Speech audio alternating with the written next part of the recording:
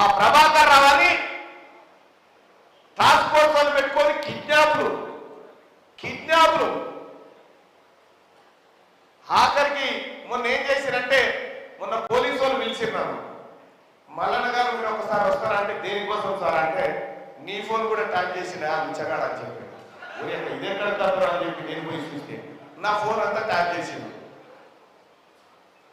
ఏం చేస్తావు ట్యాప్ చేస్తే తీర్మార్ మల్లన్న ఫోన్ చేసిన వాళ్ళు అన్న కడుపున వస్తుంది, అన్న పేరు ఉంది, అన్న నా బిడ్డకి ఆపరేషన్ ఉంది, ఇవే కదరా పోయి పోనీ అవి ఇన్న వాళ్ళ బాగు చేసిన బట్టి అవి కూడా చేయకపోతే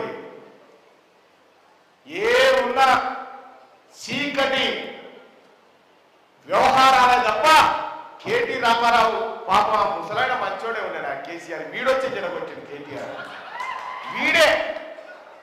వీడే రాయాలనుకున్నాడు. వీళ్ళు లేని తీట పనులు అవి చేసి ఆ ముసలాన్ని పోవడం ఏం లేకుండా చేసి పారేసి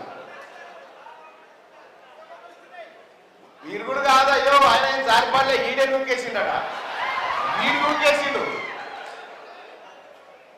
వద్దురా శక్తిన పోతీవురా గురుకులాడకురా ఈ శిలర పనులు చేయకరా అని అయ్యే చెప్తే నన్ను అంటానని నూకేసినట్టు నాకు తిరిగి